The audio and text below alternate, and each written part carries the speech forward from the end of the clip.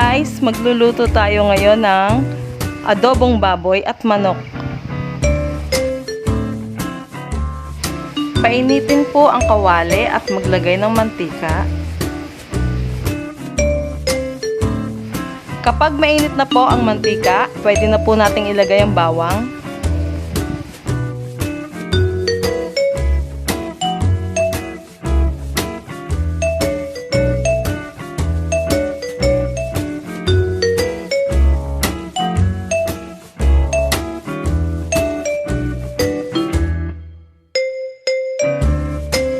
Ilagay na po natin ang sibuyas.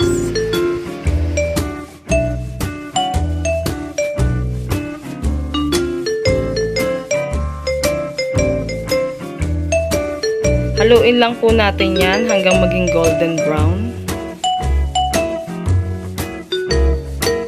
Isunod po natin ang pork kasi medyo matagal siyang lumambot kaysa manok.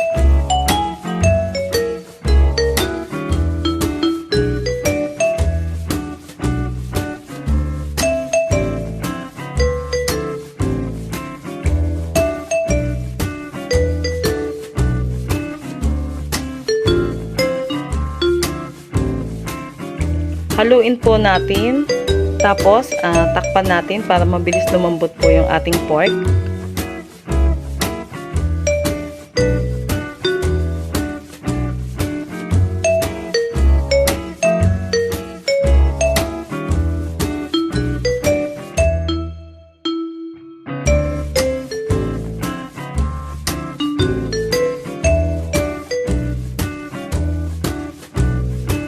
After 10 minutes, isunod na natin ang manok.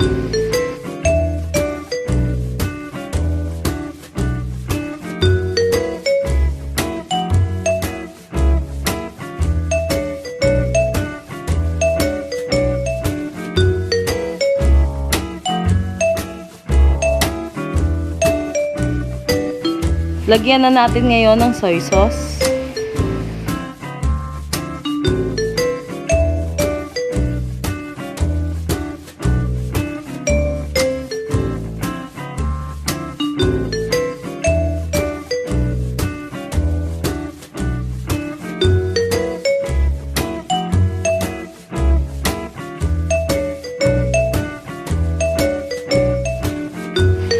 Haluin lang po natin. Then, ilagay po natin yung siling pula at saka ground pepper. Lagyan din po natin siya ng konting asin.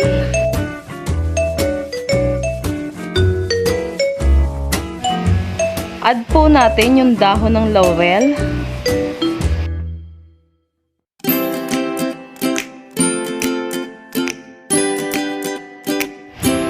Takpan ulit natin ng 10 minutes.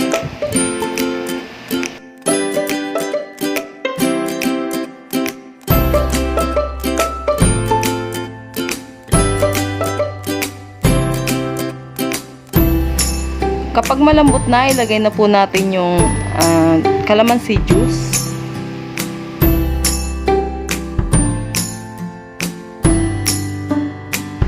Lagyan po natin ng konting tubig.